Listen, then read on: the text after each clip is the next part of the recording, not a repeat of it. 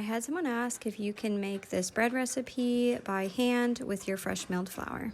So today I'm going to show you how to make this sandwich bread recipe by hand without any mixer. If you're new to fresh milled flour and you want to give this a try, hit that follow button and save this video so you can go try it out. In a microwave safe bowl, you're going to measure out 180 grams of milk and 180 grams of water.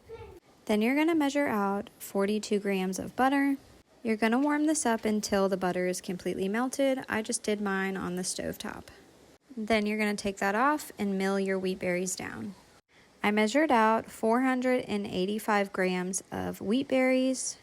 I usually do hard white, hard red, and a little bit of Kamut. But you can either use hard red or hard white if that's all you have. Then you're going to take half of the flour from the recipe.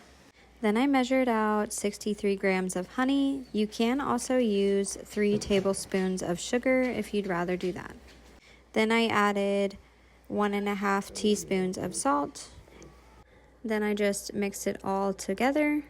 I slowly added in just a little bit of the liquid and then stirred. Then I added in my 1 egg and stirred it in. Then I poured the rest of the liquid in and stirred it all together.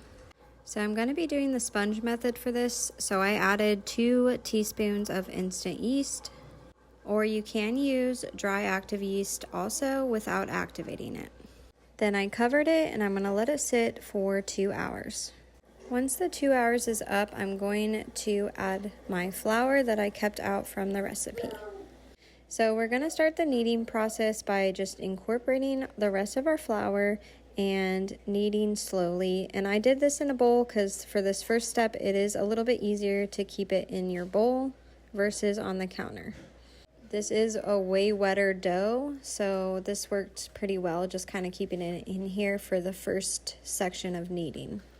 I kneaded for about 6 minutes and then I covered it with a bowl cover and let it sit for 10 minutes. After the 10 minutes, I scraped it all out and got it onto the counter and just oiled my surface before putting it on there. Then I kneaded for another 6 to 10 minutes. Then I shaped it into a ball and then I covered it for another 10 minutes. So you can check for the window pane, but getting there probably isn't going to be the same as a mixer, but I got pretty close. Then I kneaded for about 3 more minutes and then I oiled my bowl and put it in there and I'm going to let it sit for another hour. Once it's done resting and it has doubled in size, I'm going to pull it out and shape it.